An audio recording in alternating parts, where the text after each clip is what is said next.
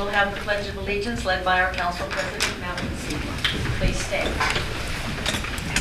Pledge allegiance to the flag of the United States of America and to the republic for which it stands, one nation, under God, indivisible, with liberty and justice for all. First item on the agenda is an action item to award the contract for collection agency services. Oops, thought you were taker.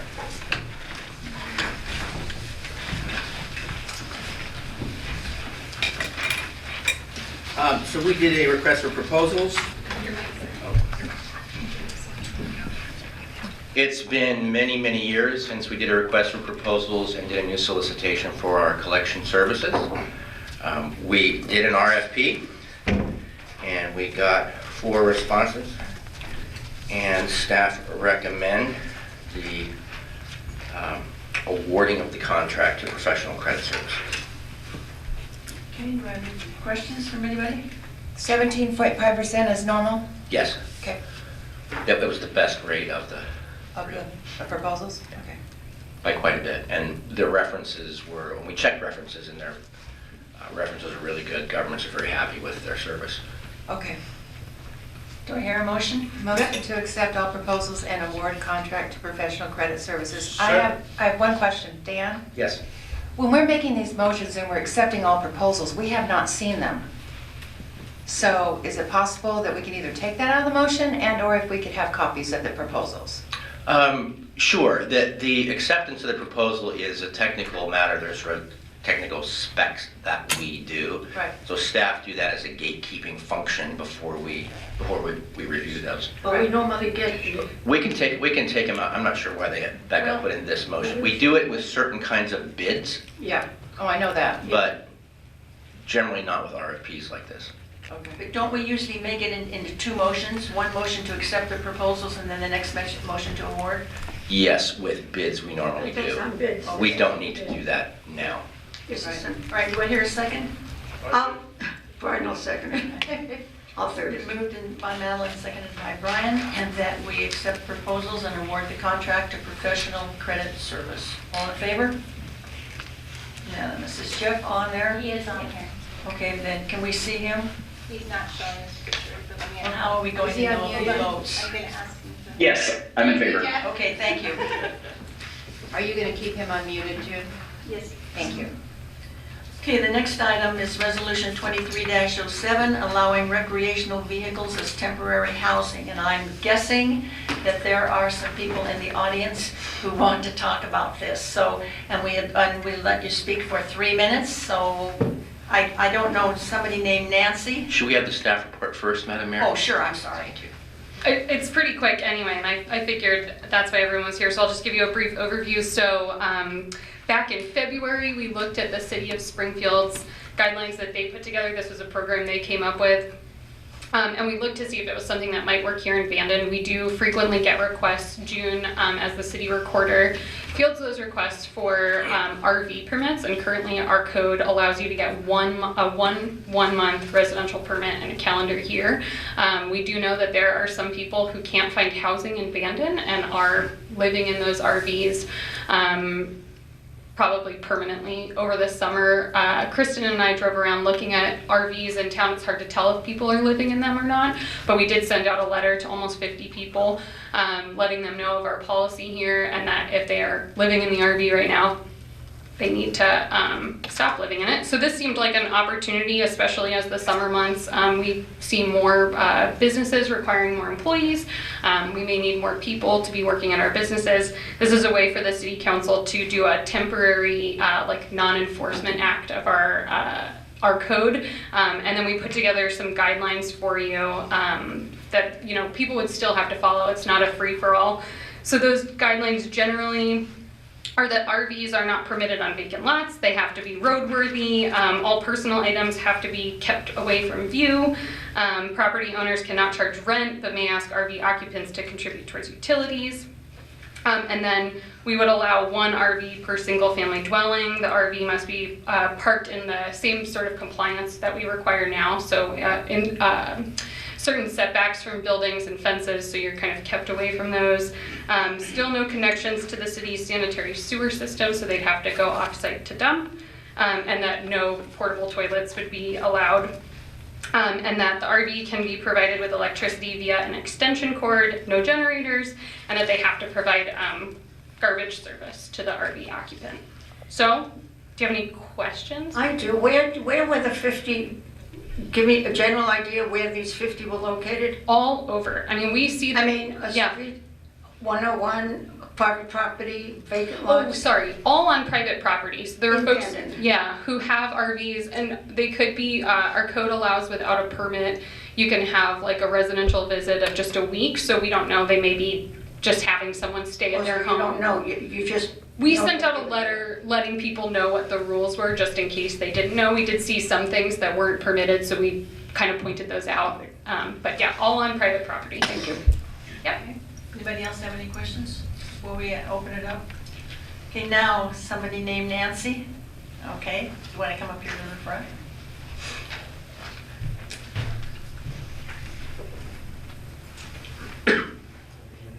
The fact that Nancy... You got to give your name and... Oh, I'm sorry, Nancy Bailey, I live at 601 Seabird Drive. The fact that temporarily is not defined in the ordinance is problematic. There seems to be no time frame on the ordinance. In other words, should it be sunsetted or reevaluated after a certain period of time? This could create a slippery slope. This would create a host of social problems, from health and safety issues having to do with inadequate sanitation and increased fire hazards, in other words, blocking driveways in case fire department has to come. This will affect the integrity of the residential neighborhoods. This appears to be just a Band-Aid, a poorly thought out solution to a much bigger problem. More emphasis should be placed on creating affordable housing, including allowing multifamily dwellings within designated areas of the city. Without strict guidelines on allowable RVs and sanitation, this ordinance could result in eyesores developing. Enforcement will need to be done to prevent this. Many of our streets are narrow, for example, Beach Loop Drive, and RVs and driveways would probably result in more cars parking on the street. Should density of RVs be considered in this ordinance? An example being having an RV in many driveways on any particular street. This will decrease the value of nearby properties, which is unfair to the neighbors. This could put a strain on our utilities, especially water and sewer. Would occupants of RVs pay real estate tax like we all do? How would that work?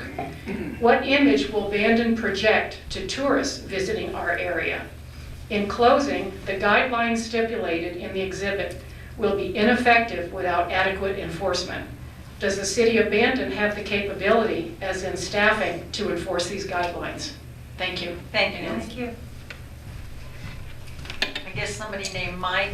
I don't know why we didn't get last names. We didn't. Somebody named Mike, I'm here.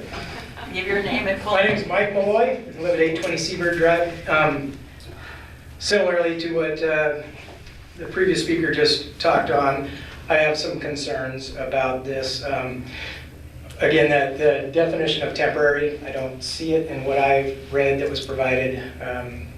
So I'm very curious to know what this means. It's temporary. City I used to work for, temporary meant a year.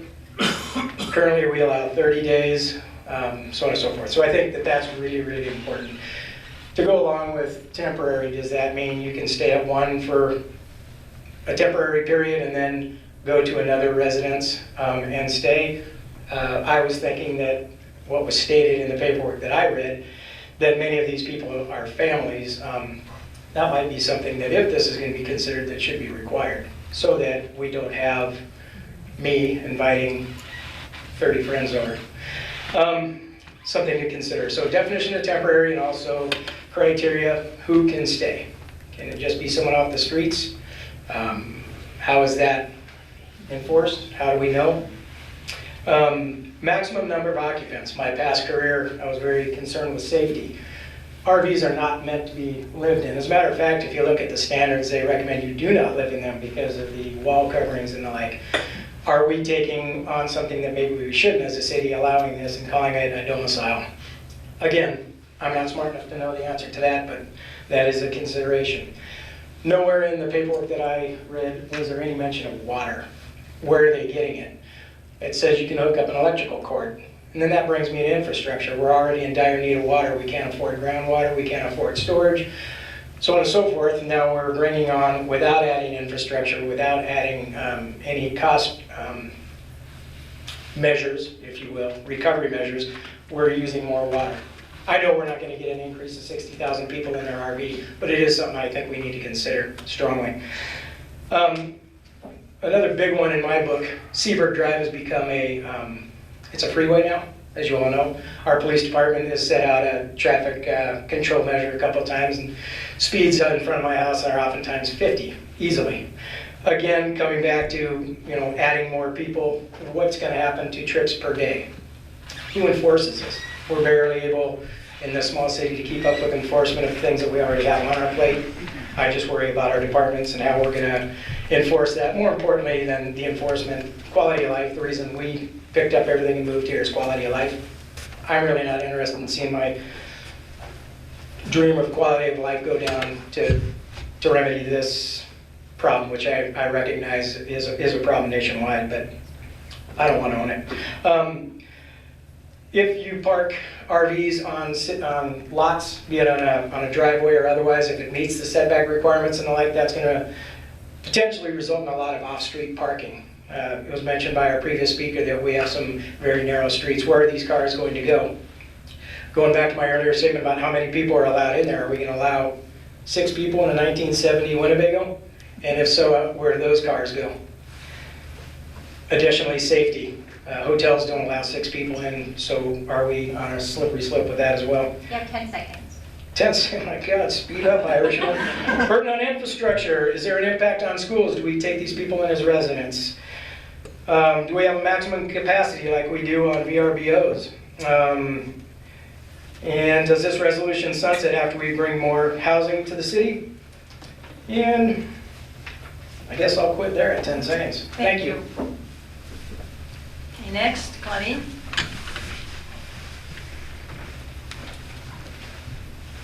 Claudine Hunthausen, 3795 Beach Loop Drive.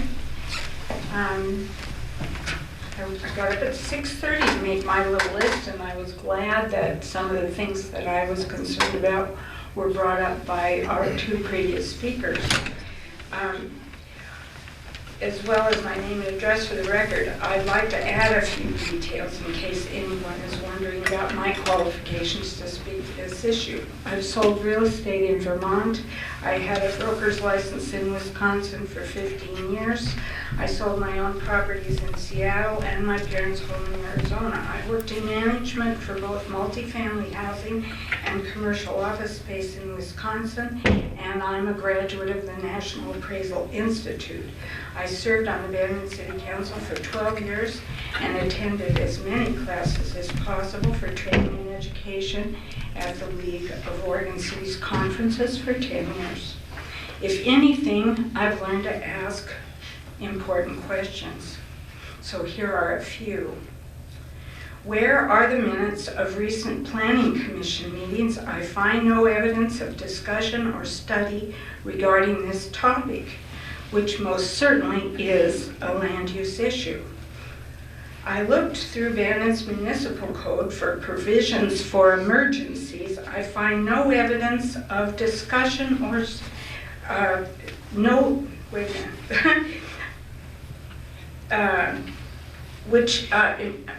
it seems to me that when we talk about emergencies in municipal code, we're talking about health and safety. I don't see as how housing for temporary housing is an emergency. I'm wondering how this resolution has been researched in terms of potential impact, and I think that was brought up by the 2 previous people. How many RVs will be permitted and for how long? Has the research been done to determine impact to water and sewer demand?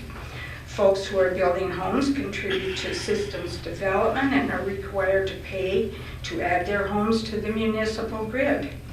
This is something different, yet it will make a difference.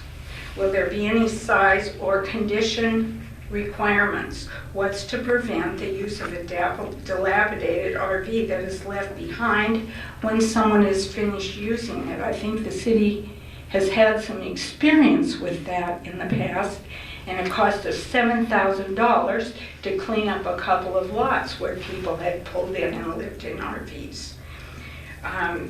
What is to prevent anyone from parking an RV and vacationing for the summer? Will occupants bring children? What might their needs be for school and/or daycare? 40% of American families have dogs these days. What rules or measures will be provided for noise, waste, or confinement? Not all pet owners are responsible, and anyone who has listened to a distressed pet barking for hours knows this can present a problem. How many cars will accompany a given unit? That was brought up. And where are they going to be allowed to park? What rules can be enforced to limit occupancy? That was also mentioned. And they should be appropriate for the size of the RV. Suppose you have an RV and you have maybe 4 people that decide that they're going to share, and maybe 2 work an early shift and 2 work a later shift. Are we going to permit that kind of thing? 30 seconds. The essence of this resolution seems precipitous and should be removed from the council agenda until the aforementioned questions can be satisfactorily addressed. Then and only then, notices should be sent to Bandon property owners because their property values are at stake, and enough information to help them understand the impact of this resolution before it can be considered. Surely the voters will want to have a say. This is a land use issue, not strictly policy, and it should be decided accordingly. Thank you. Thank you. Mike?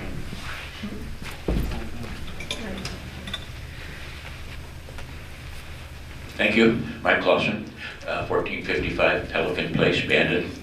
I too am a former city councilor, and I've tried my hardest to not appear before you and second guess or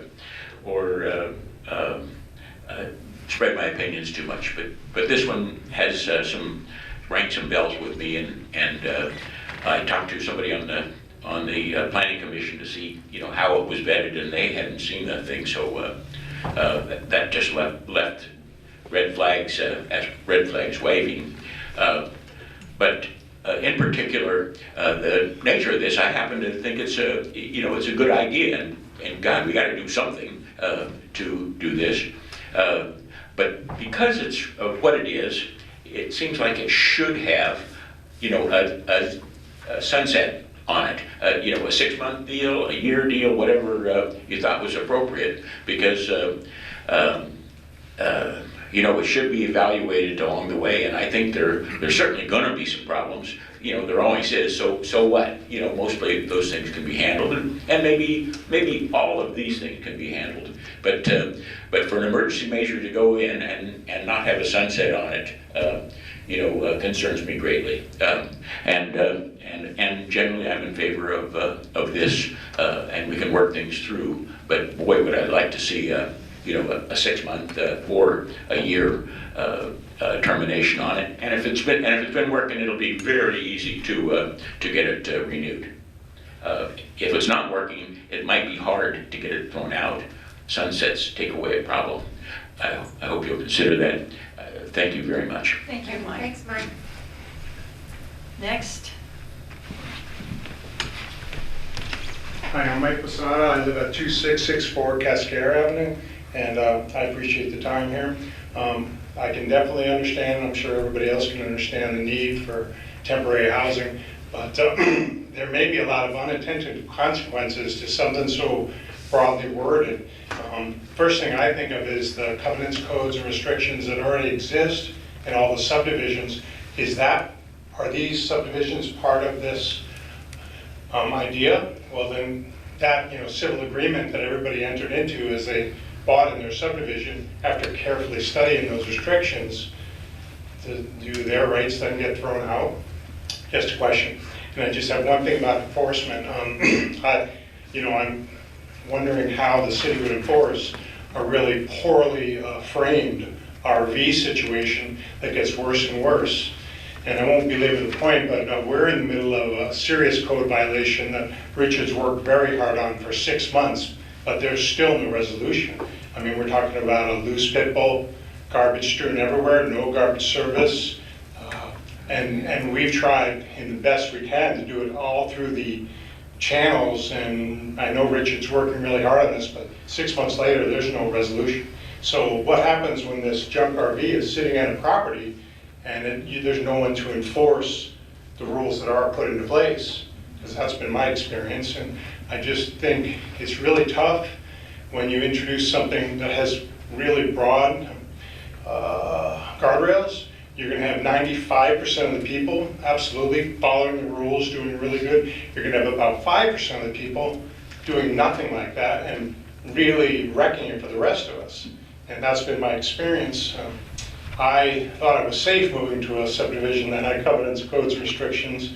Well, I find out that civil agreement really has very little teeth, and the city's having a very difficult time enforcing laws that are on the books. So if they're already having this much trouble enforcing laws that are on the books, how are they going to deal with 5 or 10 RVs out of, well, whatever, even one RV that's just a blight on the neighborhood?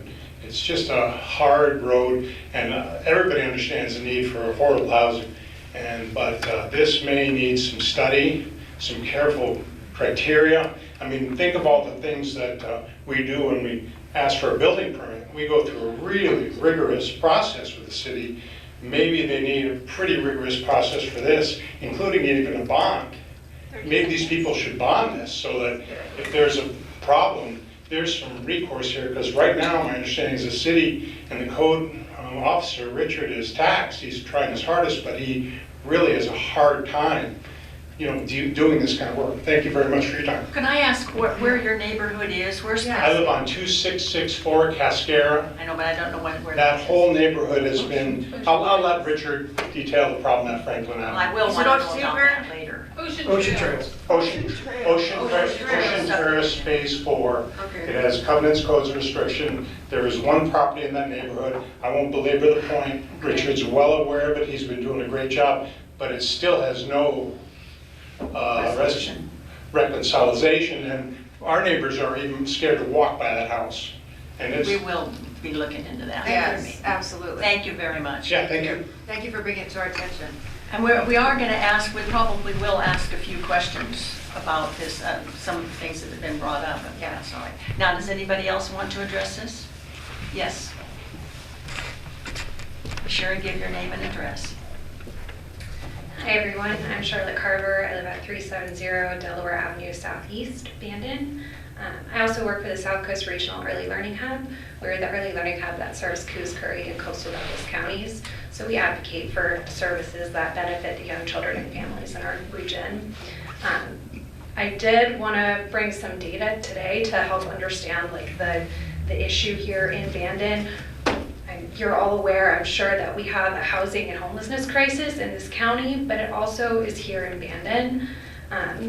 So in 2019, there was a point in time count done to understand how many people who are homeless in the region or in Coos County. 21 children under the age of 6 were in Bandon in that year. Also, K-12 schools measure student homelessness. In the last school year, there was 26 kids that fell under the definition of homeless. So this is already happening. We already have people who are living in RVs, people who are doubled up, people who live, work, go to school in this community who are struggling to find a place to live. And even those folks who have a stable job, it is really hard to find a rental here. I think we need to make sure that we're doing what we can to support our low-income populations in Bandon. They also deserve to live here, go to school, work here. I think that this resolution is a good idea. I agree that there wasn't really a clear definition on what temporary is. But I think that this is a good low-cost way to support those who live here who are struggling to find housing. And it's a way for people who, you know, they're property owners, they have a family member that they want to support, and you know, the other options to them are to leave this community. So if we want to support people to be able to continue to go to school, work here, and not have a big disruption, be forced to leave the community because they can't find housing, this is a great way to do that. I understand that there are some concerns about it being not clear on what temporary is. I think that should be more clear. But again, in order to solve the housing crisis, homelessness crisis, it's going to be a long-term problem. So my recommendation is to revisit this maybe annually or however often, so until there's more housing available. Thank you. Thank you very much. Anybody else want to address this? Okay. Now, can we ask a few questions, for example, about the CC&Rs in a subdivision? Does this override that? No, I did not think so, okay. So they can't be anywhere where there's covenants in a subdivision? that's correct. We can't override covenants, nor can we, but we don't enforce them either. No. So, But if we got a call from somebody who is living in an area where there's covenants and it's very clear, I mean, you wouldn't even have to have anything wrong with the RV. If it's there, it's illegal. but That would be up to the CC&R board, correct. Yeah. Yeah, it would be the homeowners City association would already- have to I'm enforce hoping they that. have a homeowners association or somebody that's in charge of. All right, Anna, I think, I don't know that we were aware that the planning commission hadn't seen this. No, we weren't. No, I didn't bring it to the planning commission because it wasn't in the Title 16 or 17, so we can certainly bring it to them if you want. I mean, this is I would say this is it's a resolution. I think the idea of a sunset sounds good, and if we could do that with a few words, look at it again in the fall, say October, and see how it went. I think the thing that was lost here, or maybe even highlighted by some of the comments, is the enforcement issue. There are dozens of these here Already. now. There are a number of them in my neighborhood. I personally don't like having the car on the street, but it's there. But I don't know that I would like that RV to be, you know, on a street as well. So there's consequences to doing this. There's consequences to doing nothing. But I just want to highlight that not passing this would not solve the code enforcement issue. We would still have dozens that we would have to run through a long code enforcement process that might take 6 months. And at the end of the day, what we do is ask the municipal court to fine people. And in some cases, folks will take the fine or let the fine just sit on the books. So without passing this resolution, I wouldn't guarantee that the RVs that are here today would be moved soon. I want to ask something. I didn't even think about this when we were talking about it in our work session. Can we restrict RVs from being in driveways? Yes. That's what I thought we could do. But if we pass this the way it is with a sunset clause in it, then we would also have to stipulate the driveway thing, right? Well, yes, only because storage of recreational vehicles is in a different chapter than the residing in a recreational vehicle. So we have a specific section 15.14.030 tells you all about driveway parking. So I think if we wanted to restrict it, we would have to amend it just to include that section as well. I mean, I know it's going to eliminate a lot of RVs being able to be on property. I understand that. But then I also understand it's going to create a tremendous parking problem on some of the streets. Although this is a matter of occupying, I think the question is, are we going to get substantially more folk doing this than we have now? Now, it's got to be a property owner that's willing to have someone do it. I think our view was it was going to be mostly, I mean, the situation now is it's mostly family members. So and I'm not advocating for this or against this, I'm just trying to clarify some of the thinking that went into it. Jerry? Were this to pass, are you going to have someone go around to those vehicles, the RVs that are already parked, and specify exactly what needs to be done? We can. I mean, we have our We list should. from last year, so we did notify everyone at the time that we noticed an RV parked somewhere and plugged in on their property. So we could go around to that list and let them know about the new And there'll guidelines. be somebody to enforce them, go and check them up every once in a while? Or you just want to leave them for 6 months? I'm not sure that we've talked about that. Generally, like our enforcement is until an issue arises, we don't check on them. I think one of the things that this does, and I mean, the young woman there pointed out the dire need for housing. They're just, we can't, you know, we've got 2 classes of people here, and one class, they are just desperate for housing. But I think when you look over in Coos Bay and North Bend, particularly North Bend, and you see them, they're all over the streets. There's no way, they have they're not on private property at all. And it would be much better if they were off the streets and they were on somebody's private property who was monitoring it. I mean, if you don't want somebody in your yard that's going to cause the kind of problems that we've talked about here. But if they're on the street, they're really, I mean, yes, you can enforce it, you can run them off the street and they'll drive, which is what they do in Coos Bay and North Bend. They drive from Coos Bay to North Bend and back again, or to a different residential street. So you have absolutely no control over them at all. And at least this gives you some control. But I agree, I think Mike had a very good point. This needs to have a sunset clause. Yes. I think that's fair, and I initially wrote it to be very broad, to say at any time the council can revoke it, in an effort to that if 2 weeks in it was a horrible idea, you could just say we rescind it. But I think Dan had made a good point of maybe editing it to set a specific date in which we review it again.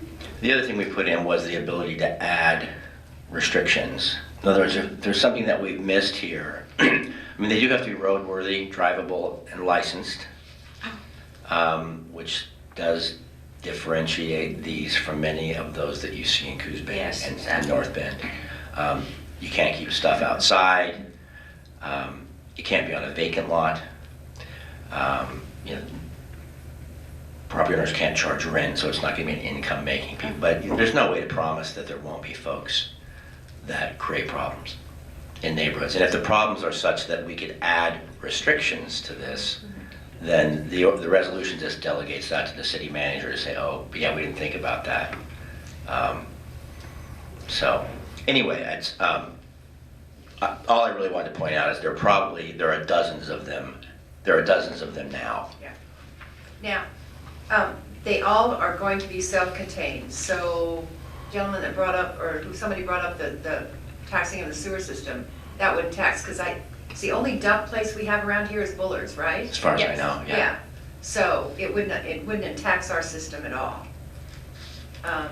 And another point is, I think somebody talked about the school system. Yeah. And the school system is bleeding students. So this is not, I mean, they have lost so many students in the last couple of years that this is not going to be, it will be a positive impact to the schools if there are, in fact, children. Claudine? Mary, Madeline mentioned something about a dumping place at Bullard's. Yeah. Where does that material go? I think they have their own They have sewer their, system. they have their own sewer system.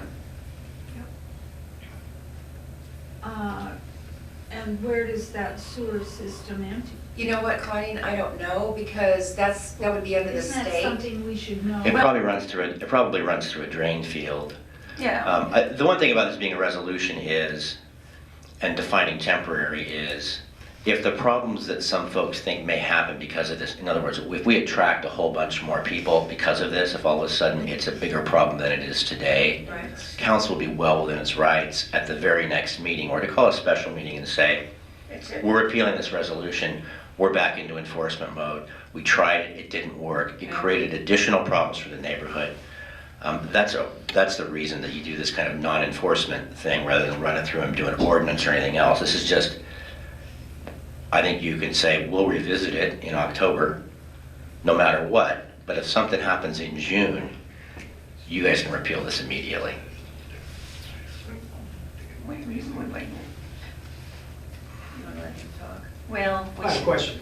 okay, would you have to come up here because we can't. Is it we really, we're not appropriate time going to to ask open a it up question or again. no? Yeah, but you can ask. Okay, Madam Mayor, I have a question. It was stated that other jurisdictions have problems with rigs moving from one place to the other. Does that insinuate that Bandon isn't going to have any on-street parking if we adopt this resolution?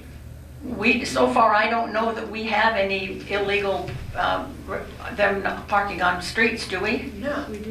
Does anything preclude it? There are a couple. I mean, in other words, this resolution doesn't change anything about how it's allowed or not allowed So we get both. today. We can potentially get both. That was the point that was trying to be brought to the fore, was that by getting this resolution, which has no intentions, you now may have on-street parking, people utilizing, they come on my 22 acres constantly and park there. So I don't know what's going to preclude them from stopping on the street and having our police department or code enforcement try to kick them off, and then we're still going to have a new resolution that allows RVs on residential lots. So I'm just saying, it's not one or the other necessarily, it may very well be both.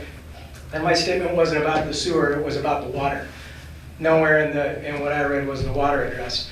It says you can plug in an electrical cord, but we're bleeding for water and we're bringing more on. There's better alternatives than letting people park RVs. We should get some land and bring some electrical to them is kind of where I was at. Do you So live like in a the city homeless- limits? What? Do you live in the city limits? Absolutely.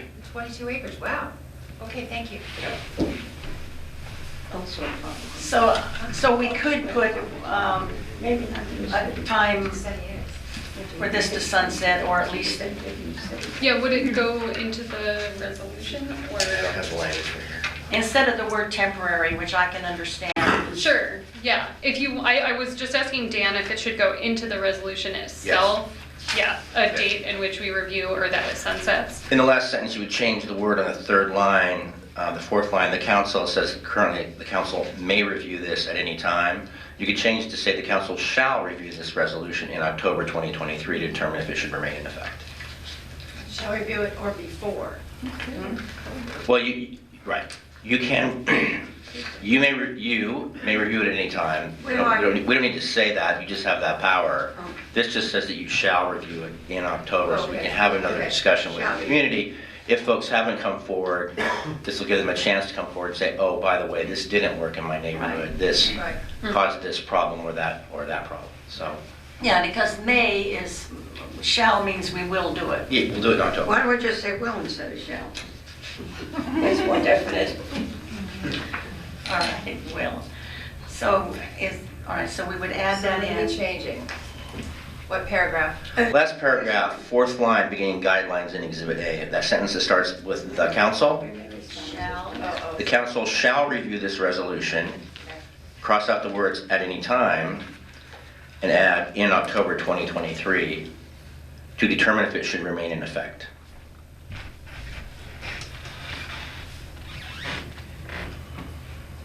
Okay. Yeah, I got a question. Yes. Now, the part two under RVs parked in residential parking, must park in compliance with chapter 15.414. Now, does that say they can park it on the street, or is that park off the street? It would have to be parked on private property. So that chapter is about how you can park it on your own property if it's located in the driveway or your side yard or your rear yard. It tells you what your But setbacks you can't are. be on the street? No. That's correct, yeah. Okay. Any other questions?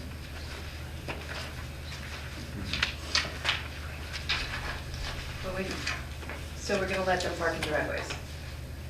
Well, I think if you're giving us the feedback, Well, we need a motion and, yeah.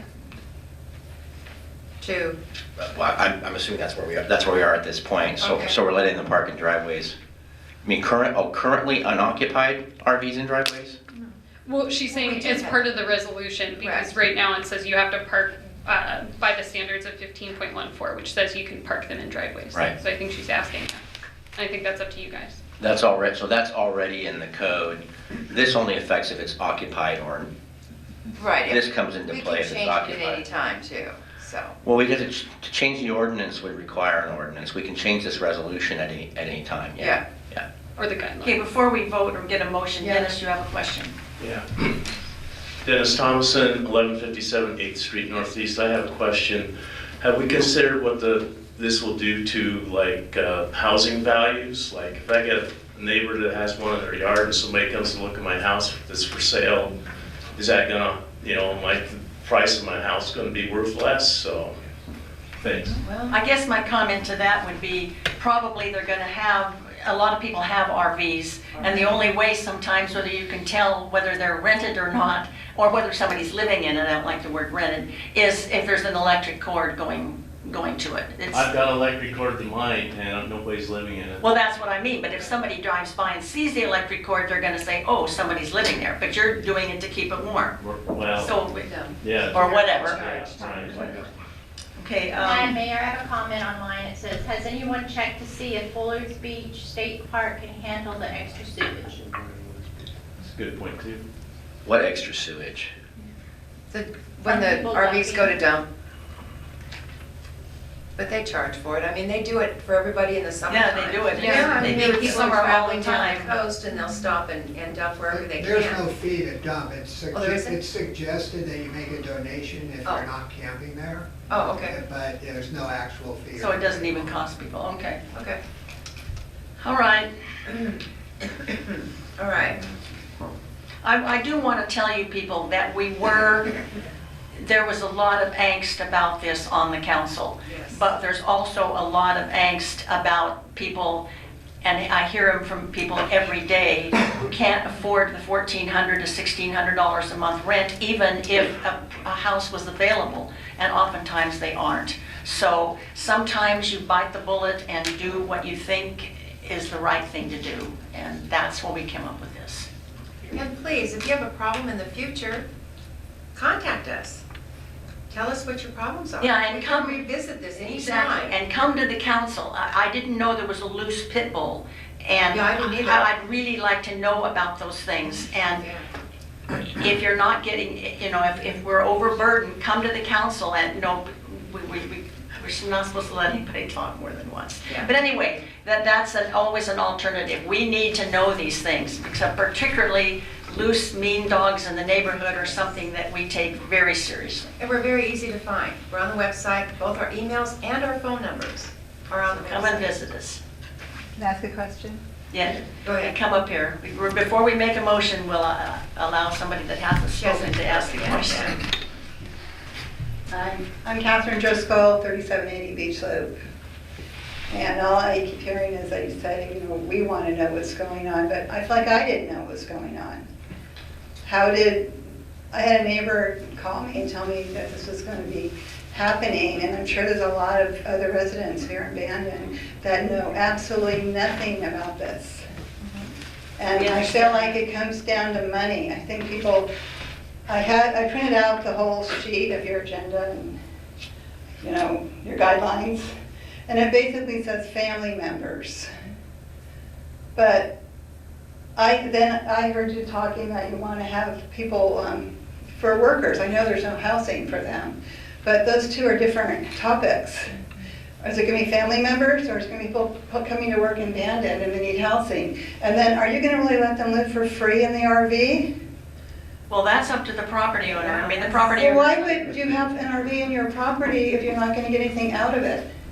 I mean, I have 2 children living with me right now, adult children, and we're about ready to kill each other sometimes. You really want to have some people living in your driveway? That's not going to, it'll be people hiding the money.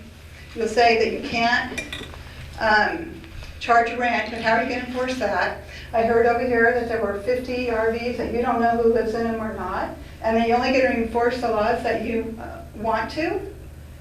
Why do we have them on the books if you're not going to enforce it? I want to know who's in my community. I want to know if someone's living in an RV, and I want to know if they're there full-time or not. And you guys are hired to enforce the laws that are on the books, Ma'am, you need to address the council. right? Thank you, and you need to address the council. We don't. Well, that's it. So it sounds like you guys have already decided that you're voting for it, and all of us are here saying, no, we don't want it. So are you gonna listen to us? Well, I heard some very reasonable people, and they were talking about putting a sunset or a I heard time to Mike, review.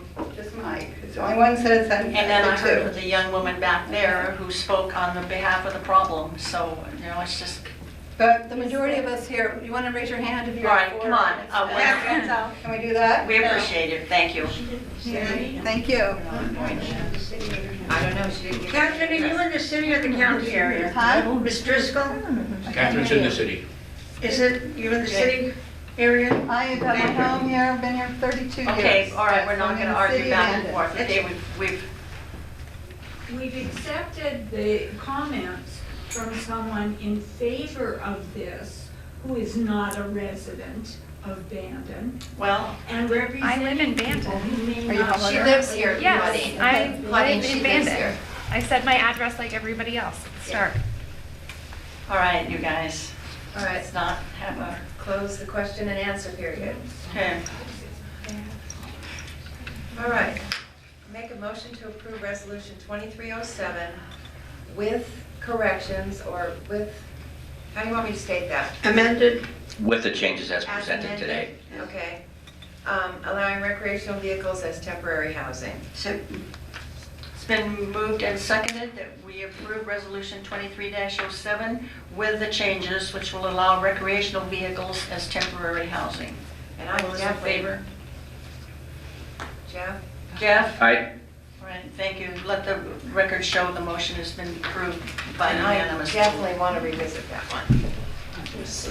I will bring you information too as it comes in, just keep you in the loop on what we Could you learn. keep us abreast of the Yeah. ones that you're checking into right now that are existing? Sure, yes. Thank you. And I think the word temporary, where it says temporary housing, it's clear that we're hoping these people can find a place to live. That's really the goal. Yes. Okay, the next on the agenda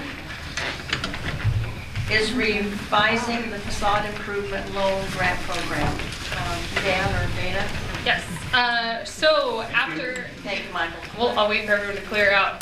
This one's less exciting. But so at our last meeting, we talked about passing a resolution to revise the facade improvement loan grant program.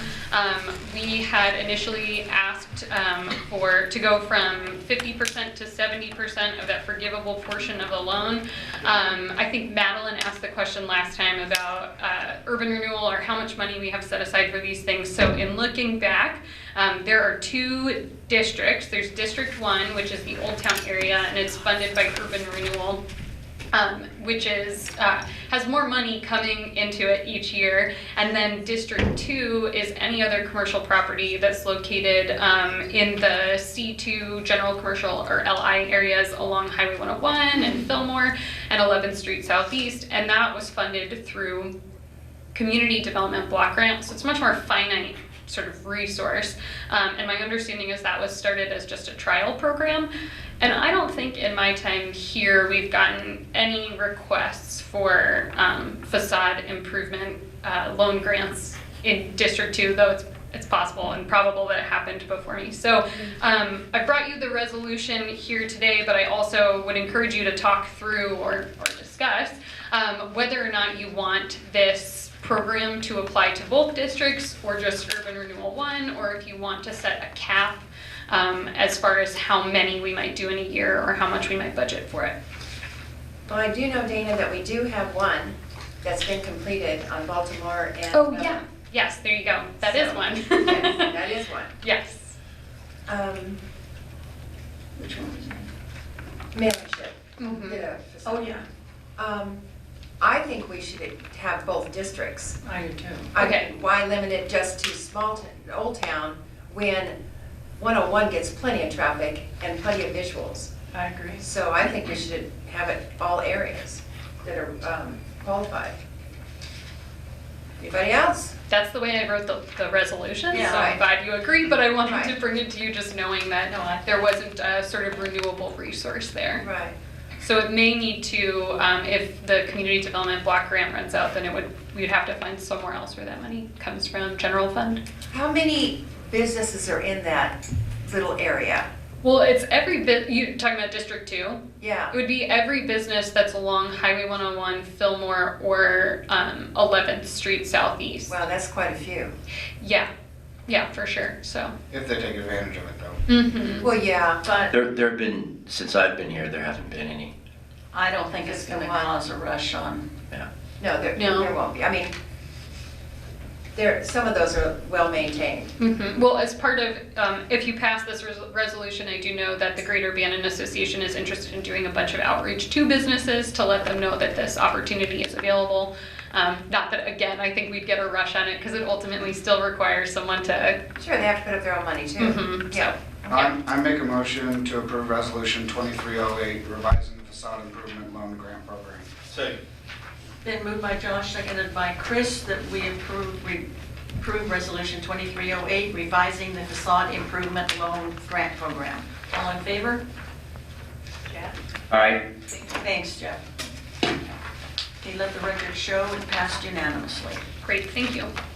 The next item is to accept the city's audited financial report for fiscal year 21-22 and approve a plan of action. Thank you, Madam Mayor, Councilors.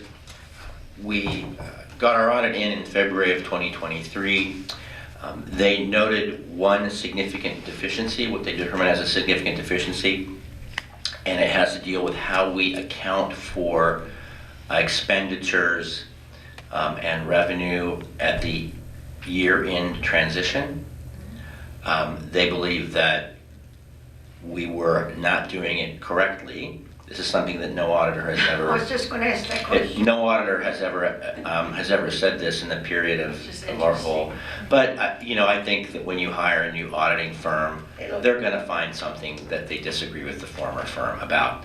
Nonetheless, they call it out as a significant deficiency, which means that we have to have a discussion or a resolution at the city council that addresses how we're going to deal with it. We went ahead and did it last year, which meant we had to restate some things from last year. And it's things like, you have landscape work done and the bill comes in July or August. So previously, the city would just sort of let that revolve around the year, knowing that from year to year to year, it would pan out the same. But now they want this hard line, and in this case, they've made us go back and recharacterize things as being in the previous year. In any event, not a problem for us. We've handled it. We're ready to go forward. We do have to do this resolution to satisfy the audit division of the Department of Revenue. Okay, Madam Mayor, I make a motion to accept the City of Bandon's audited financial report for fiscal year 2021 to 22 as prepared by KDP and approve Resolution 2309 adopting the plan of action. Second. Been moved by Madeline, seconded by Jerry, that we accept the city's audited financial report as prepared by KDP and approve resolution number 23-09, adopting the plan of action. All those in favor? Aye. Thanks, Jeff. It's unanimous. Okay, the next item on the agenda is the library distribution formula. I'm going to invite Christine Kingsbury, our library director, up to the table. Okay? I'll scoot, I warmed it up for you. Thank you so much for having me. Today we just wanted to kind of give you an overview of what's happening with the allocation formula for the library and the Coos County Library Board, and what the process is right now. So they've known for many years that the library allocation formula is not right. It's basically unfair and has been really outdated. I think the formula was first made in the early 1990s, and they've kind of known for a while that we need to readjust this formula to make it more equitable, and they're in the process of doing that. The past couple of years, they've taken steps to look at library statistics to come up with a new formula that makes sense for everyone. Right now, the Coos County Library Board has set up a committee to go over the formula, and it's made up of the North Bend Library Director, who is doing all the formula processing, and then certain members of the board. So they're just looking at what criteria should we really be using in order to come up with a new formula. There was a recent library director meeting where they invited our comments and our input on what we think that criteria should be. So the Coos County Library Board is asking the directors to really have input into what we should do from here. And after they analyze what our input is, they're going to try and come up with what they think that criteria should be for the new formula. That's where we're kind of at this time. There are 8 libraries in our system that are all under the Coos County Library Board as an advisory board, and that's Coos Bay, North Bend, Bandon, Coquille, Myrtle Point, Lakeside, Dora, and Powers are all part of this library district. Let's see. So a possible new formula takes into consideration population served, so how many people each library serves, and then the usage, so library statistics and circulation and visits and computer use. And Bandon actually has very high usage statistics within our county.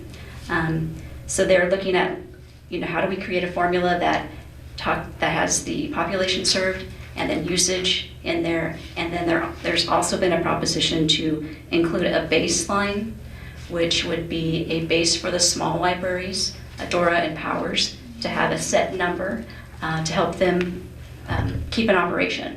And then the larger libraries, Coos Bay and North Bend, have requested or proposed a possible baseline for their libraries as they're larger libraries in the county, and their directors do some extra tasks for the district as a whole. So they help with, if we had a grant that might be applicable for everyone, they might help with that. This is mostly their time that they spend on helping with some of those functions. So these are just ideas at this point. We don't really know where they're going, what's going to happen at this point, but they're looking at that. Let's see. So some of the concerns for Bandon, there's really only 2 libraries that will really benefit from a new formula based on population and usage, and that's Bandon Library and Lakeside that would actually benefit from the formula. And at a recent meeting, it was expressed by, this is at the Coos County Library Board meeting, it was expressed that they would like to see the new formula stay as close as possible to the current formula, and that there's not a big swing in funding either way. So that was a little bit of my concern, as I want to make sure that whatever we do going forward is based on a fair formula with real statistics and real numbers, whatever that is for us, and not based on trying to keep a formula as close as possible to the current formula. So that is kind of the vibe that I have gotten recently, and how they want to move forward, but it's all up in the air right now. So the chart that we have is the proposed new formula? It is an example that the Coos County Library, the North Bend Library Director put together, just to kind of show us, okay, if we do this, this is what it might look like. And it was kind of the first time that we've actually seen numbers. Everyone knew we needed to do this, but no one really, this is kind of putting it on paper now. So, let's see. I don't know about you, but I had to get my magnifying glass. It's complicated, and it's difficult to. Tiny. It's very tiny. So the question I have is, so they are getting an extra, say Coos Bay's getting an extra $231,000 for a base, and we don't have a base? So right really now, doesn't seem fair. Yeah. So this is all like a hypothetical. Like if they went with this direction, like the formula that you guys have. Actually, I'll go to that page. Right now, there is not a base. There's just this formula out there that we're using. We really don't know exactly how that they came up with the numbers for that. It's probably 100 years old. Exactly. So now they're looking at what if we did a new formula that was population, usage, and then if we did a base, this is what it could look like. Sure. So I can understand a base for Powers and Dora, right, because they need something to budget from. But I can't understand these kind of bases for North Bend and Coos Bay, $231,000, yeah, both of them. Right. And no base for Bandon. It should be the larger libraries from above Powers should be on just usage and population. And yes, they're gonna get more money, but they won't have a guaranteed base on top of the usage formula. Right. So But this is just an example, Mary. No, but that's what they want, right? But under any of these, which is interesting, is you think about, these are just ways that you might introduce more fairness to the system.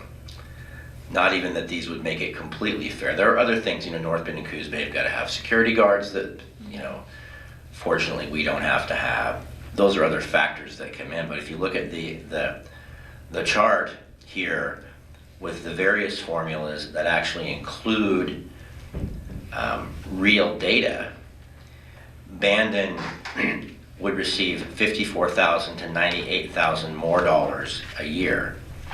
Yeah. And the argument that because you've been underfunded for years, and they've been overfunded for years, well, gosh, let's just not change things too much, because the people that are used to getting the extra money doesn't make any sense. No, right. The thing for the council that I would say, and I can be less politic about it than Christine, is the county commission is the governing body for the library district.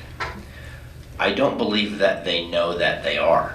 Well, they know they are. I talked to two Well- of them personally, and they are not interested in getting into a hassle with the Coos County Library Board. I can assure you, I begged John, and he said, we leave this to, but now, doesn't Bandon have somebody on the library board? Coos County Library Board? We have a person that represents, she does live in Bandon, she represents small cities in Dora, so they... But didn't she used to be on the Bandon Library Board? She used to be on So that. she does understand Yes. the Bandon, okay. So maybe she's the one we should be talking to, because I can assure you that Bob and John, I believe Melissa Cribbins was the one who... She was the She liaison. was the lead on it from the commission, and now she's gone. And so unless we contact Rod Taylor, and see if he's willing to, to carry it for us, I can assure you that Bob and John, they have a $3 million deficit in their budget, and they have got a lot of things to worry about, and they're not going to get into it with the library board, so Right. that's the cold, hard truth. We did try to get our library director onto the allocation subcommittee, and they declined. Yeah, see, it's too bad. So there's no one on the allocation. So there's no one on the allocation. No one on the allocation committee is from a library that would benefit from a change in the allocation committee. So Why would they do that? And I explained to John, I explained all that to him, but he said, we don't want to get involved, so they there aren't. is a county commissioner from Bandon. I know, so maybe we better contact him, maybe this would be a nice issue for him to take on. Yeah. Amen. Definitely. And what's Coastline? It's our library network, so it consists of Coos County and Curry County, so we share resources with between all the libraries in those two counties as far as books and things like that. And is it funded through the levy? I am not sure. I don't know. Okay, because I'd ask questions, but I don't want to in public here. Anyway, they funded something that one of the commissioners was very upset about. And he wanted to know if Coastline if the county's money, or the money went to fund Coastline. So, but he saw that they were a sponsor of something that he didn't care for. So I said I would ask, because he didn't know what Coastline was. I mean, they don't, the commissioners really, this is not something that they have dealt with. I believe Melissa's dealt with it, and the library board, but not the two remaining commissioners, so. Right. And you're right, but out of any of these formulas, we will be receiving more money, right? We may not still be whole. Some formulas, we won't be receiving any more money? Because they are just, Christine, correct me, those are just ideas from the North Bend director. So the push now to have no change more than 10% would mean that we might not even do as well as any of these would have us do. Great. So. Great. I don't know, I see what you're saying, what you're suggesting here. The counselor involved. But if we can't get anybody on the board, how are we going to become involved and help advocate? I am going to be attending that meeting, their subcommittee meetings, just as a public meeting, that just to be sure that our voice and Bandon is being advocated for, at those meetings the best that I can at this point. So I did ask that the board reconsider my request to join, as I felt it would be more fair if another library director, a second library director from the county had some voice in this. So that's kind of where we're at right now. How many libraries are there? 8? There's 8 libraries. How many people are on the board? On the subcommittee, The allocation. allocation committee, they have the North Bend Library Director, 2 Coos County board members, and a 3rd spot open for another board member. So 4. Right. They should take the 4 largest volume libraries and make those all positions. So Rod, the Coos County is responsible for this, right? The commissioners? They're responsible We should for drag it. them in here and tell them they gotta get this stuff fixed up. This is ridiculous. So right now, it's really just at what criteria you're going to use, and I just want you to know that as far as Bandon goes, I've been very clear that we want a fair formula based on real numbers, and we're not going to be happy with anything less than that, and that's as far as we are. Any other library directors that feel the same way as you do?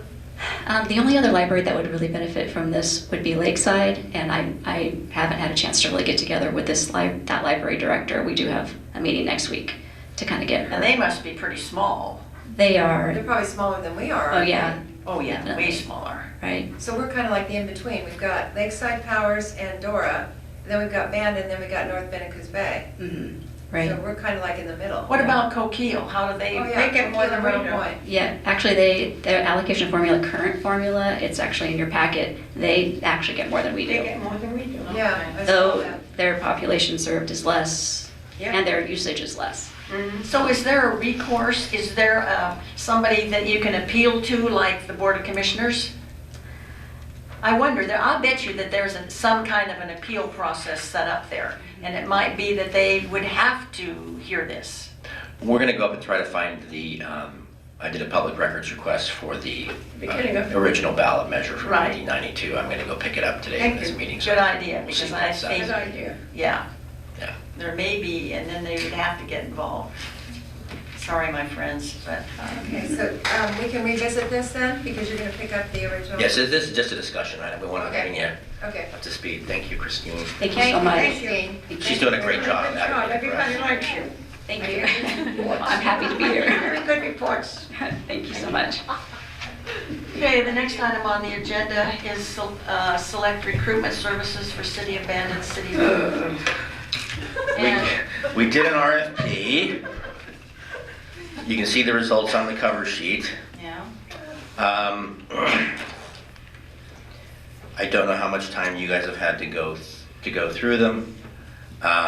well, I want to know why an RFP was sent out without We didn't- asking the council. Well, the council doesn't need, you don't need to do anything with this. It's we just can an put it option. ourselves. But we wanted, because it took so much time to get it done, we wanted to go and at least give you the options of using Okay. a firm to do it. Last time we did that. Because see, we have, I highly recommend that you use a firm. well, see, we've used a firm 2 times, and we brought 2 of the most incompetent people that I have ever seen in my life. Was one of the firms listed here? Yes. Yes. Yes. Yes. And where it says 17.5, plus expenses, Yeah. it ended up being more like 30,000 for each of these people. Right. And we have been burned, and I want to tell you that I personally have been through, I believe, 6 hirings. And the best hiring besides Dan, which it kind of came through a headhunter, but not really, because we just talked to him on our own and hired him, and we've been happy. But the hospital district, we had after we made the decision to fire the former hospital director, the first night that I was on the hospital board, that left 2 of them. 2 people walked out and resigned, 2 of the long-term board members. So there were 3 of us left, and we started the search. And we advertise, what we would do here is we'd advertise through the International City Managers Association and through the League of Oregon Cities. We would have the resumes come to either June or Andrea, and then once we get in the resumes by the due date, each of the counselors would get the packet of resumes. We would spend a lot of time going through them individually. We would each pick maybe 4 of the top people that we want to interview, and then we would sit down as a council and we would narrow that down to maybe 5 or 6 people. We would do the interview through, and I have a whole complete list of questions that we could ask. We would do the interview through Zoom, which saves you money, and then once maybe we would narrow it down to 2 people, and then we would ask the leadership team from the city, which would be the city, the police chief, the public works. They could come in and ask some questions, and then when you finally narrow it down to 1, maybe 2, you could bring them here. I don't believe we did at the hospital. We did everything over Zoom. And we got a dynamite. I mean, it's probably the best one they've had in many, many years. Of course, I'm prejudiced because I was part of that. But we got a really good, and we've had a good city manager here. Okay, but we didn't get them through the 2 that we got. I mean, it put us back years. And so I'm not willing to go with a headhunter. That I'm when just Dan not. came in, the mess that had to be cleaned up at City Hall with the state and everybody else. Yeah. So you can see where we have a lot of history here, and the 4 of us, that we have a lot of history, and we can share our history with you, Josh, because it hasn't been good. And I believe that I know how to do it with the help of our city employees. I believe we can do it, and I think so too. I mean, we can look these over, but I'm not interested, and if anybody else is interested. Maybe we should just not let Dan leave. That's an option, right? No, that didn't seem to be on this page here. In case he changes his mind. Anyway, I don't think we're going to make a motion on that today. I want to hear the planning work program housing updates. All right. So we are wrapping up our work program, and as a reminder, we talked to you in a work session 2 years ago, and it took us a little bit longer than we thought to get through our work session. Our work program rather, so this is the sort of final thing. We sort of promised that we would do some housing stuff. We had thought that our housing needs analysis would be a faster process, but it's not done yet, so we'll still have more housing updates to do once that process is complete. But there are a couple things I think we can get done before the end of the year. I've listed them here, and just a note, we do have a work session scheduled with the Planning Commission in May where we'll talk about next year's work program. So if there's things that we can fit in here that we're sort of calling low-hanging fruit, let me know today. If there's bigger things that we want to take on, that can get put in a parking lot, and then we'll talk about it at that work session.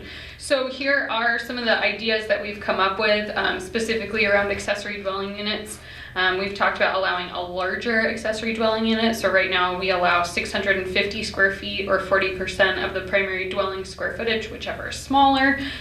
We've talked about maybe going up to 800 or changing that 40% to a different number. We could also consider allowing more than 1 ADU on a lot. Or allow ADUs with duplexes, and then also consider some universal setbacks for ADUs of a certain size. So if you have a pretty small one, you could maybe make it closer to property lines, something to discuss and consider. We did get visited by a guy the other day, a planning commissioner over in Talent, who has an ADU advocacy website. It was very sweet. They've just updated their code, and it's thataduguy.com. He said he's compiled lots of research from other cities across Oregon, what they're doing. So if you want to check it out, we haven't looked into it yet, but he did have a lot of ideas for us. So we'll be looking at that to see what other cities are doing. One of the things that's come up is the way that our multifamily dwelling definition is written. It has to be attached. And so there's some situations where people don't want to have attached multifamily dwellings. They want to have maybe 3 dwellings on a lot. So that's something we could consider, is changing that definition. I think that's kind of an easy sell for getting more housing. That's something I've been getting asked a lot. We also talked about a sort of calling it a legacy zoning overlay to allow neighborhoods such as Bandon Heights to utilize their existing sort of built out style and density. Bandon Heights, it has much smaller lots, so right now we require 5,400 square feet, and some of those lots are like 25 by 100, and a lot of them don't have the required setbacks of 20 on the front, 10 in the rear, and then 13 on the side. So sort of just accepting that that neighborhood is different, and allowing it to continue to build out the way that it has. Which would also help with the other thing that we get is the minimum lot size. So what else can you build on those small lots? Or some people want to have to, or feel like they have to combine lots at that point. So anyway, just a way to maybe allow more infill housing. Mary, this one's for you. Allow up to 4 residential units on light industrial land over 10 acres. So that just allows, because you can have a light industrial property that's much smaller, has the same allowance for residential units as larger. So we'll throw that one in. And then consider adjusting minimum lot sizes for different housing types. And that is, so there are certain neighborhoods like in the R2, it's always really frustrating, I'm sure, for people when they come in and they say, I have an 8,500 square foot lot and I want to build a duplex and the minimum allowed is 9,000 square feet. Yeah, see. So I think we can play with those and adjust them to make them more realistic for what's actually out there, what lot sizes we're seeing. And I don't think that the 500 square feet missing is super offensive. So we'll look at different examples throughout town to make sure that that works. But we felt like these were pretty low-hanging fruit, that we could get through them in just a work session and maybe a hearing or two and have it done before July. Yeah. I have a question. Yes. Why can't you allow 4 residential units on 5 acres? It says sure, industrial land over 10 acres. There's not a whole lot of that in town. That's correct. So you don't want them, obviously. Is that what you're saying? Residential units on light industrial property. Yeah, I think that light industrial property is meant to remain for industrial uses. We do have a couple that we'll be talking about soon that are interested in siting themselves in Bandon. I think also our requirements for industrial land, our data is really outdated. So before we make big amendments to the light industrial zone, I think we have to do a little bit more research to figure out if we do have available land for those uses. And Dan might have other thoughts on that. Am I leaving anything out? No, the size was intentional. I mean, I think it's Bandon doesn't have a lot of light industrial land, and with the number of wetlands that we have, I think it's important. Some people think it's important that we preserve that ability to have those family wage jobs in town on light industrial land. And the story I always tell is in the 90s, there was a big issue around housing, and it was, well, gosh, we've got all this farmland protection, but look at these hillsides. Not gonna be any farms on these hillsides. Why don't you let the hillsides be available for housing? It'd be great housing. They got great views of the farmland. The farm advocates, who are my favorite people generally, said no. And if you think about now, Oregon is the next Napa, right? So all those hillsides are now wineries. So I think we can be short-sighted if we think things are not gonna change, or industry might come back. So if we're gonna do that, we should do. And if appealed, we would have to do some analysis of what we actually have available in terms of job producing land. That's all. That's what I was going to ask. Sometime in the future, when this comes back to us or in a work session, if we could have a map showing light industrial that has 10 acres and light industrial that has less than 10 acres, so we can see what we're looking at? Yes, we can do that for you. We don't have much light industrial or industrial land inside the city limits right now. I wouldn't think so. Right. Yeah, I think what helps us is in our urban growth boundary, the airport is industrial, so. Okay. Yeah. All right. Did we miss anything? I guess that's my only other question. Are there other housing issues that you're hearing of that we should know about and try to fix? Well, I just think that we need to make every effort to, particularly on the fringe areas of town where housing is being considered, I think we need to make every effort. I mean, so far, we've talked and talked and talked, and I don't really see anything happening. At least what we did earlier today is a concrete to do something, and it may not, I'm sure that woman's over there is going to. Oh, she doesn't like us right now. I don't know who she is, but she's very upset. She's storming out the door. But you know, we've got to look at the whole community, and I mean, you could take people like Chris and ask him how hard it is to find an employee. There isn't anywhere for these people to live. I mean, I have a rental and a renter, and I'm embarrassed by what I charge. I really am. But that's the going rate, and you're crazy, you know, I've lost money over the years, so you say, oh, well, you know, mask your guilt and keep on charging it and hope that someday you make it back up. But there's just a crying need for housing, and I think what we did today was the right thing. And it's to say that we'll look it over and reevaluate it, that's the fair way to do. And hopefully, and if we do see some egregious ones, Richard, let's jump on them pretty quick, because that way they'll be taken care of, and so people won't come back and say, well, there's a big problem, because we really want this to work. Thank you.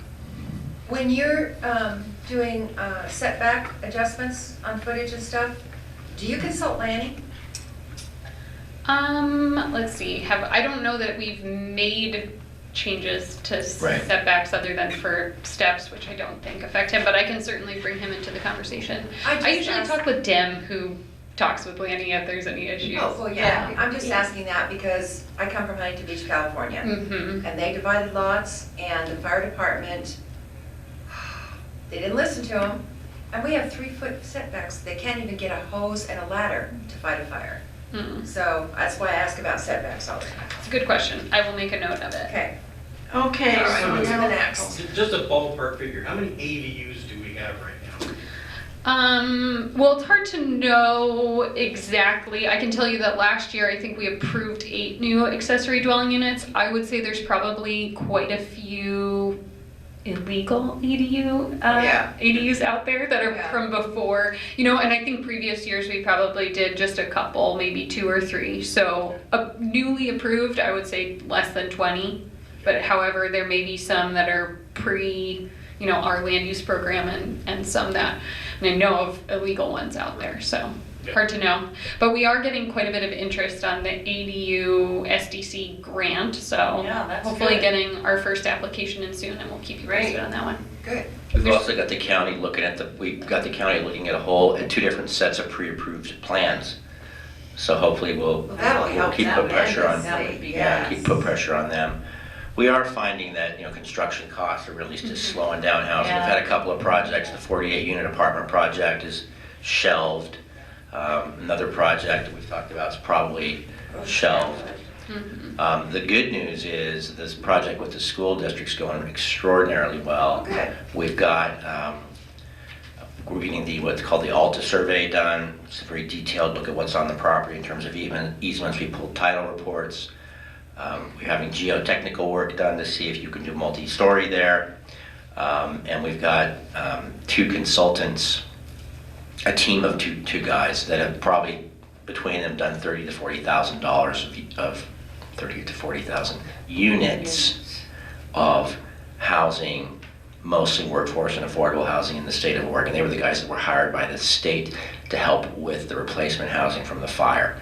And they're going to be advising us, and we'll come back in a month and be able to go out with a request for proposals that we can bring to the table. That'd be great. And it will make a big difference. And the biggest difference of what people tell me, like Rob Crocker, who's done all the development of Reedsport that you saw. Yes. He's very complimentary. He says and the reason is that the city's showing some leadership rather than being in the way. We're actually trying to get barriers out of the way and make it happen. He says that's what it's going to take. But all the economic news around housing, I sit on the housing steering committee for the region, and the economic news is just bad in terms of costs. And Planning Commission's having a meeting on it Thursday, aren't they? That's correct. Yeah, the rezone is on their agenda for a hearing. What about the project with Kaiser on 18th or 19th or? 17 or 19 acres? Yeah. We actually got good news. We retained a local Meg Scalisi to take a look at another look at the wetlands issue. He believes there's probably half as much as the other consultants found. Good. And they're going to be meeting with the Division of State Lands soon to see if they concur, and then we'll move forward. We'll move forward with that. And kind of the idea, right? The overall idea is that we can do workforce rental housing on what we call this central site, which is with the school district and this polygon piece that the city has. And then do some affordable home ownership opportunities on this other site through a housing trust or land trust so that people can get into the shared equity model. Get families into Bandon. Yeah. Right. Get kids into Bandon, let people start to build their equity, build this American dream, Yeah. and then they move on, and it works really, really well. People get their equity and get to move on. Yep. The housing trust retains equity so they can use that to incentivize the next family to move in. Right. So it's just frustrating to have to wait for all of the wetlands Yeah. stuff and permitting, because people are coming to us all the time with ideas and projects and prefab houses and all kinds of things happening, and we just have to say, well, first things first, we got to know how much land we have. Yeah, exactly. So Okay. it's all good news. Okay. All right, now do we go through council, mayor, staff remarks, or do we just go into the urban renewal? I don't think we need a few remarks, do we? Anybody have anything to say? I just said what I was going to say. Well, I got one. Fillmore Pump Station, we have an update on that. Yeah, they're about to have I think they're a month or so away from having the design done. They've done all the archaeological work. They're just in that design phase right now. The cool thing about the archaeological work is it will also serve when we replace the bridge there at Ferry Creek. So we're doing both of those things together. It's a very sensitive area to the tribe, so. Oh, I have an update real fast. Remember the fire hydrant I mentioned on Riverside Drive? I love our public works. Timmy is so great. He called me right away, said, look at Madeline, that's a swamp, as we all know, and they're waiting for the tide table to lower for the summer, and then they'll fix our fire hydrant. But he did guarantee me that we do have plenty of water tenders in case something happens on that part of town, that we wouldn't need the hydrant. Oh, good. Yeah. So, that's all I have.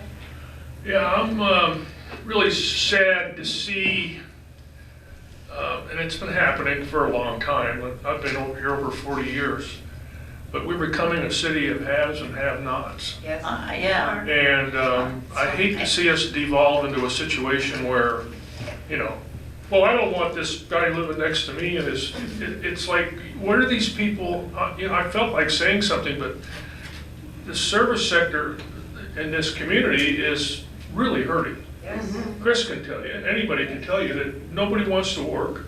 They can't afford to live here, so they can't afford to work here. But I'm proud of you guys for sticking up for these people, and thank you, young lady, for pointing out that we do have homeless kids in this community, for crying out loud. Yes, we do. And people need to be aware of that, and they need to be a little more sympathetic to the situation, and having somebody get up and say, well, don't you guys join me? These guys, all they want to do, come on, man. I mean, as our president would say, come on, man. It's just not right. That's all I gotta say. There's a lot of homeless. The VFW Auxiliary makes sure through the police department every year at Christmas that the homeless, that they know where they are and nobody else does, they do get something from the VFW Auxiliary. We usually give them a $25 gift card and some food. So I do know they're out there. Jerry, do you have anything? No? Because we're going to go on now to the, Does Jeff have anything? Jeff, you have anything? oh, Jeff, did you have anything you wanted to say? No, I think everything was pretty well touched on. Okay, thanks, because now we're going to go to the Okay. Urban renewal. urban renewal. Okay, first we need the approval of joint city council So moved. minutes. Second. All right, it's been moved and seconded to approve the minutes. All in favor? Aye. Jeff? Aye. Okay, Chris, are you in favor? Yeah. Okay, the next one, may have a few questions. Award contract for City of Bandon urban renewal downtown streetscape and parking plan. All right, could I hear from somebody about that? Pardon me.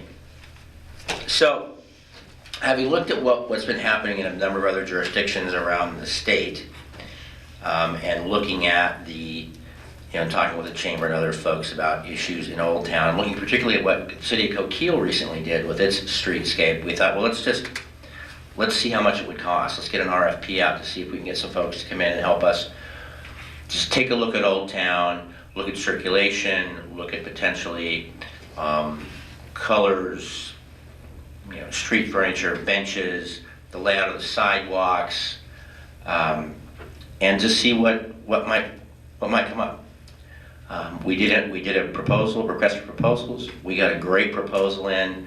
I've actually seen some of the work that had resulted from these folks' plans before. Was really, really impressed. And I saw the work and was impressed by it before I knew who had done it, but I was really pleased to see that it's the same firm. The city of Canby, actually, I just used to drive by there all the time, and all of a sudden I looked and went, man, this looks really great. I want to pull off now and go into this place I drove by 100 times. So that's the idea.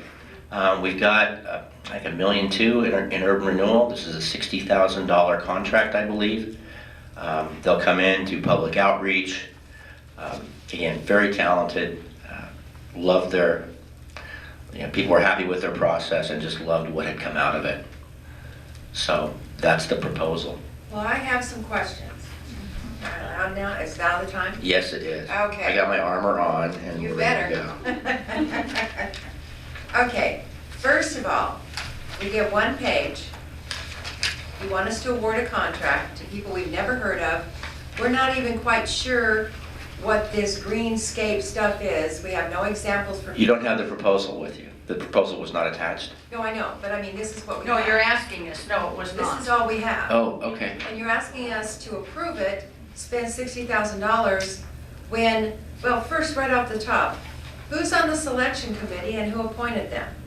Well, nobody's been appointed yet. Who selected them? Who's the selection committee? Wasn't anybody from here? No. With RFPs, it's always staff selection, but it wasn't even close on cost. But I would suggest if you don't have the proposal, we should table it and you can look at it when you have the proposals. I would like to see some pictures of what they've done. Sure. I agree. I mean, okay, so this is tabled.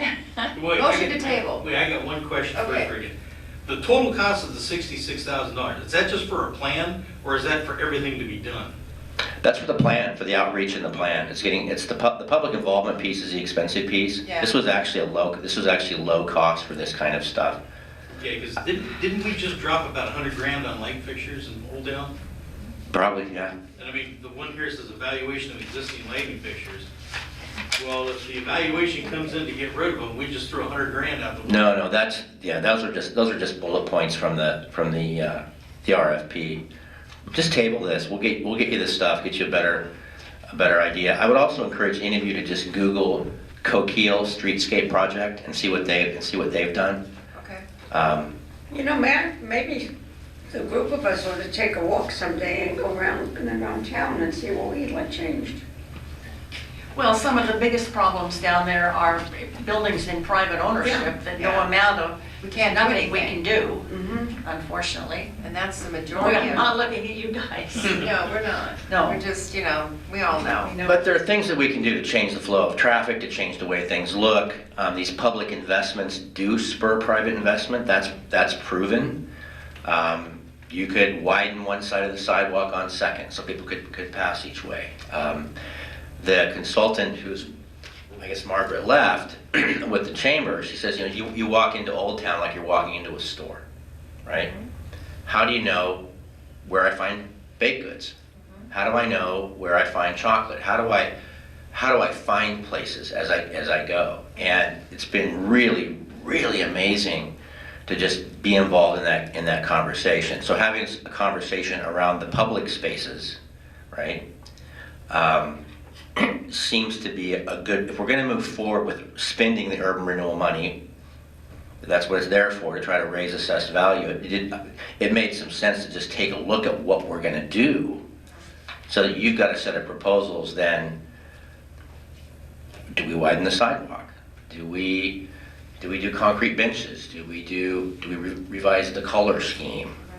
Please.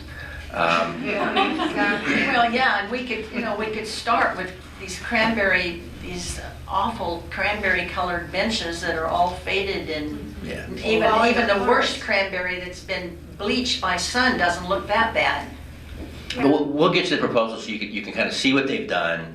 The basic idea is before we spend urban renewal money down there, it's good to have public involvement and good to have a plan. I think anyway that you know, you can go down there and look and say, yeah, we could potentially use some public investment to make things better. And help, again, and that's, the idea is, right, we're gonna raise assessed value. The whole idea of urban renewal is we're gonna have this rising tide that floats all the boats. Right. And as you can see, even the planning is expensive. Doing this stuff's even more expensive. So it seems to make sense to have a good plan with talented people and public outreach to guide you all before we go forward. So that's the pitch for why we did it. But I apologize. You should have had the plan should have been in the packet. That's my fault. Okay. Oh, I have one thing to say. It's not about that, but it's kind of about that. The Marriott facing Second and having the back of their building on First Street, and that's where the parades go, that just seems wrong to me. That's all I'm saying. People can stay in the hotels and watch the parade out. Well, sure they can. Back window. But it's- Maybe there'll be a balcony out there, they put a couple chairs. That's one of our main streets, Go our cranberries, main people. thoroughfare, going to the beach and the jetty and everything else, and you see the back of a hotel. So there won't be any There'll be nothing there. balconies out on the back? I don't think there'll be I don't know if there'll be balconies or not. I don't recall. No. No, they plan to have an equal sort of kind of an entrance facade that way for pedestrians. Well, yeah, a doorway. And with the a double doorway with then a little gift shop inside, something that they want to attract people through, potentially work with the cheese factory or anyway. I'm just saying, I think Yeah. it's gonna be ugly, sorry. Yeah. Maybe they'll put a mural. Well, then, there Big you old go. mural in the back. Big old People mural. will say, wait, the water's over here, there's over here. I just, We have the Mount Rushmore of we put your all's faces up there, the Mount Rushmore of it. Oh. But we want them to stay. Yeah. Well, yeah, I'm not saying go away, I'm just saying. I don't want street trees though, that worries me. No. When I look at Riverside Drive and the trees, oh my gosh, so we will want to look at, because if they've got street trees, try to say that very fast. Or parking lot Street trees. Trees in the middle of the sidewalk, for example, you Yeah. know, we know the problems those cause. All right, so. I think much of that design is probably driven by the presence of indigenous graves on that site. Yeah, I think it is. They got to be pretty careful about where they're sinking pilings and Exactly. where they're digging in. Of course. But they also, I mean, their design team, they like the idea of opening it, having it open up to Old Town. Yeah, but it's two one-way streets, that's what's got me too. There's two one-way streets to get the hotel, and that's it. You could look at that in the streetscape project and change that if you wish. Oh, I don't know how, but. I mean, They people, should make Oregon Avenue one way, if that's gonna happen.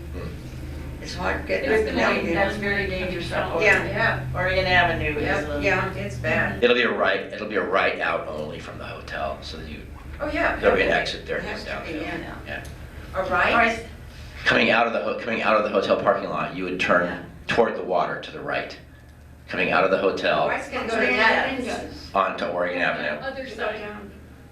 Talking about the other side. Well, so where Oregon Avenue is, so you Oh, come sorry, sorry, out, sorry. I yeah. thought we were on the other one, okay, got No. it. Yeah, I'm happy to show you at least their pre-application plans if you're interested. yeah, I'd like to see it it. would be nice to see. So we're Yeah, gonna postpone this until we Yep. get a, Yeah, okay. all right. Now we have to accept the Urban Renewal Agency's audited financial report. Motion to approve. Second, Moved and seconded that we approve the audit. All in favor? Was there any, No. it was No. okay. Aye. Thank you. And there's the blessed word, adjourn.